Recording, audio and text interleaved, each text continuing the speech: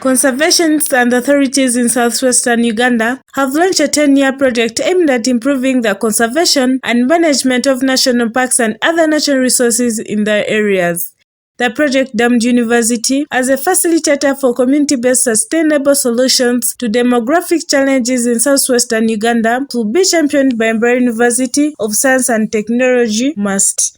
According to Dr. Medard Twinamasko, a lecturer at Mbarara University of Science and Technology, the team leader for UCOBO's project, they'll focus on coming up with the strategies that will promote the conservation of major national parks in the region, including Bwindi Impenetrable Forest National Park, Mugahinga National Park, Lake Mburu National Park, Semliki National Park, and Queen Elizabeth National Park. One of them focuses on integration of governance principles into the conservation of Bwindi, Mugahinga, Semliki, Lake Mburu, Rwenzori Mountains, and Queen Elizabeth.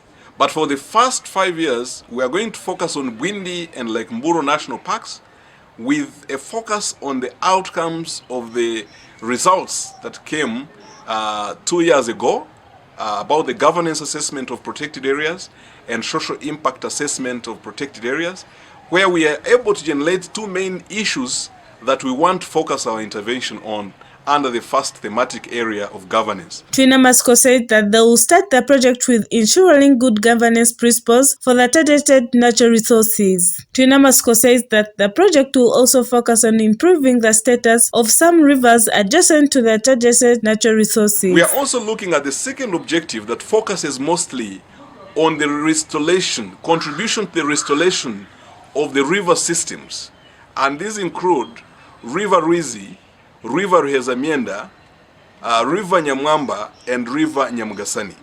So the first 5 years we are going to focus on River Rwizi and River Rwezamienda.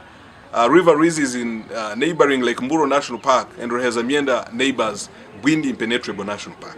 So we want to see how we can create evidence through different approaches like GIS, to map the most degraded patterns, hydrological assessment, to look at some of the areas that have greater need for improving water quality and quantity, but at the same time, we want to map up the land use changes, the river sedimentation system, as well as the discharges and thresholds around the wetlands, which neighbor these rivers that I've talked about. The livelihood boost of communities around the projected areas will also be prioritized highly in the same project. Then the third integration is going to be on indigenous knowledge. So with indigenous knowledge, we know that indigenous people have particular knowledge and values that can generate alternative livelihoods.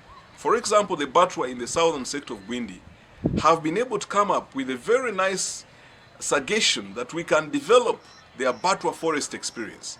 So we are going to fund the development of a Batwa trail in the southern sector of Bwindi, which is going to be a tourism product that can generate livelihood for the Batwa, link them with nature, and link them with their culture. And when you combine the three, nature, culture, and livelihood, we are able to promote sustainable conservation. To successfully implement the project, PhD students from Mbarara University will conduct studies in targeted areas to come up with their practical solutions to the challenges there.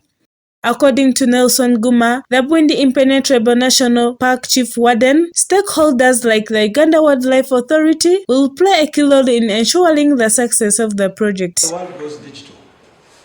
We cannot continue collecting data by filling all little forms and spreading all over the place.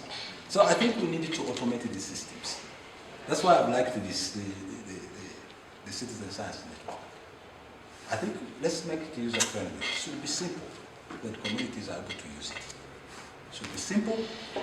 Some of the community members in the targeted areas shared with us their expectations of the project. I agree that it's going to help with the conservation efforts because the approach, number one, the approach is the involvement of community leaders, the involvement of community, and the involvement of all stakeholders.